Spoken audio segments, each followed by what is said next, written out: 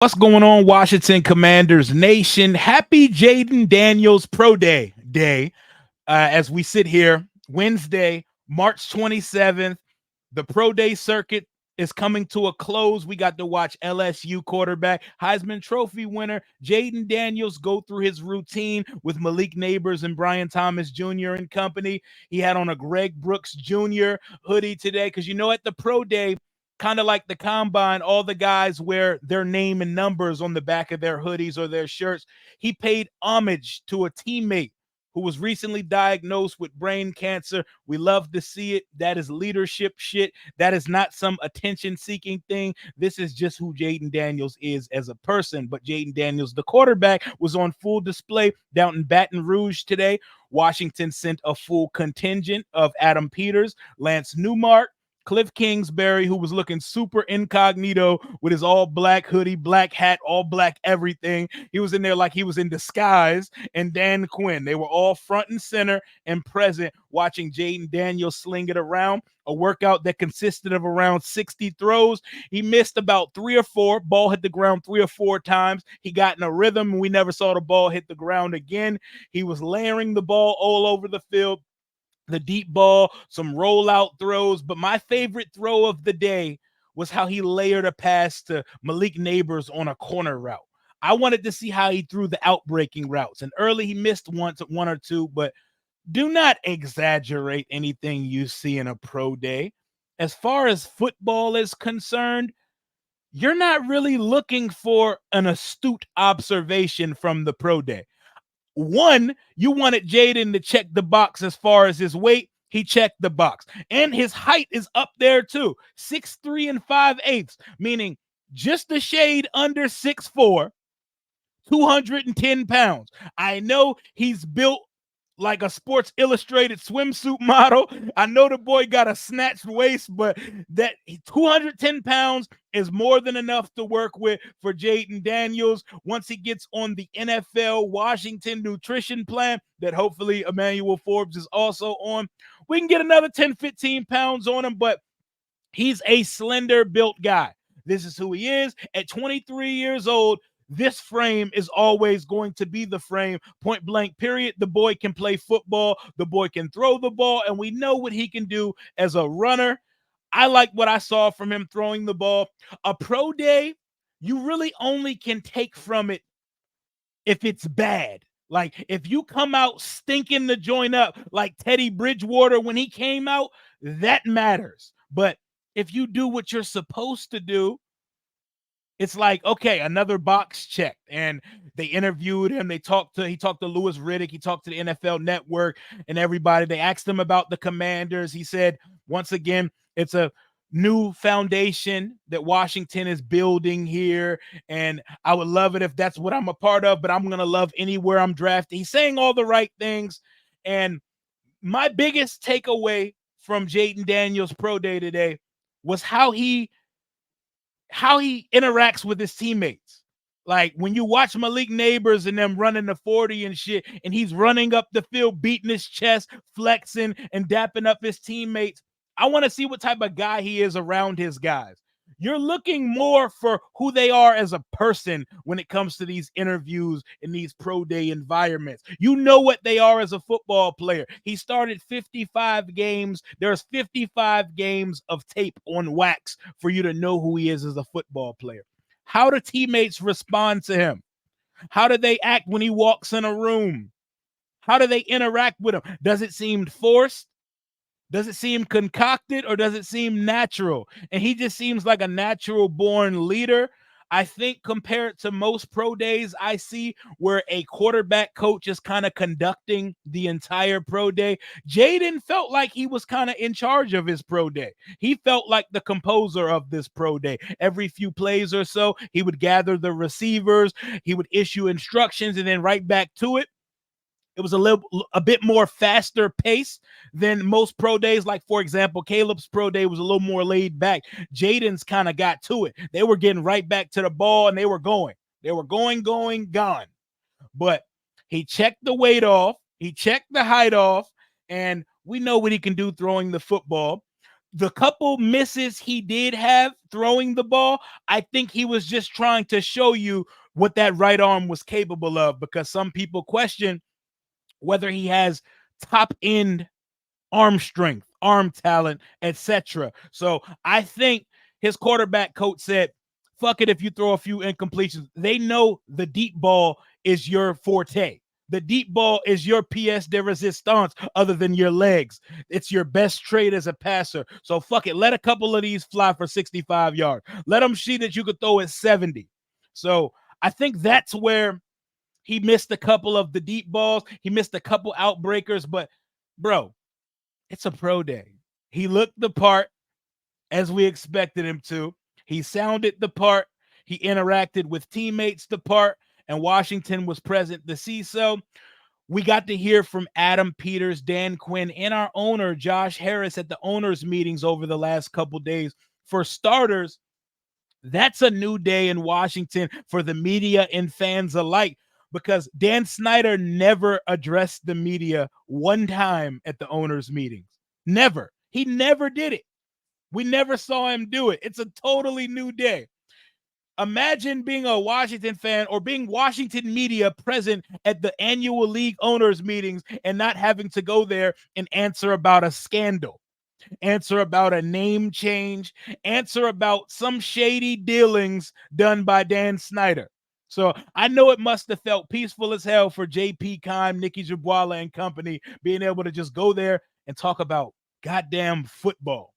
Talk about a potential DC stadium, what you're going to do at quarterback. And Adam Peters and Dan Quinn are in lockstep in that they will give you a well thought out answer that says nothing. Like, I feel like Ron Rivera, he shot his load and told you everything. Like, Ron would probably tell you on March 27th, 2024, who we're drafting next month at number 2. Adam Peters and Dan Quinn are giving you well thought out nothings, sweet nothings, if you will. They're telling you we're going through the process. Peters is like, Quinn has built such a great ecosystem for a young quarterback to thrive, but we're not anywhere near a decision on March 27th. We want to watch these guys work out. We want to take them to dinner. We want to bring them out for top 30 visits, and we want to see who they are as men. They would be kind of bad at their jobs if they had a concrete decision a month before the draft about a decision where they have not fully vetted the guys yet. I'm sure they've done most of their homework on who these guys are off the field. And I know watching the tape, we heard that Adam Peters' prowess is in watching film. They know who these guys are as football players, but how do they translate to what we're doing here in Washington? Cliff Kingsbury has to put these guys on a board. Draw up this play. When I show you this defensive look, what do you do? Which way do you move the line? Where's your hot route? If the safety comes down, where's your second read? Like, you have to go through all these things. I know fans and media want to have a concrete answer a month before the draft, but here's the kicker. Nobody knows shit. Tom Pelissero, Ian Rappaport, Adam Schefter, they know about as much as you and I right now. So when Tom Pelissero comes out yesterday and says, I polled league executives of rival teams and they think Washington's drafting JJ McCarthy. Or when someone comes out and says Jaden Daniels is the current leader in the doghouse or in the clubhouse for Washington. Or when people come out and say, I think I know Adam Peters well enough to know he's going Drake May. Nobody knows dick a month before the draft. And that is by design. Adam Peters and Dan Quinn and company do not plan on sharing their plans with the second overall pick with anybody. Let's walk back the last couple drafts. Last year, around this time, Will Levis was a favorite, betting favorite, and media consensus favorite to hop CJ Stroud and go number 2 to Houston. The conversation and discourse around this time was something like, Will Levis and Anthony Richardson are going to overtake CJ Stroud and be selected by the Houston Texans with the 2nd overall pick. We got to the NFL draft a month later, and what happened? Will Levis fell all the way to the 2nd round. The 2nd round. He went like number 33 after people thought he was going 2nd. You want a past situation that directly correlates to Washington's current brass? Adam Peters was the assistant general manager in San Francisco. Who did San Francisco trade up for a couple years ago? Trey Lance.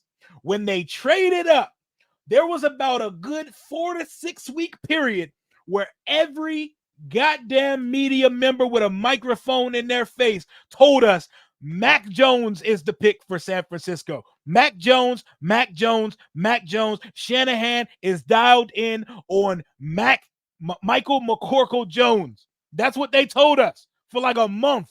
What happened on draft night? It was Trey Lance, a guy that only started 13 games for North Dakota State, the Bison.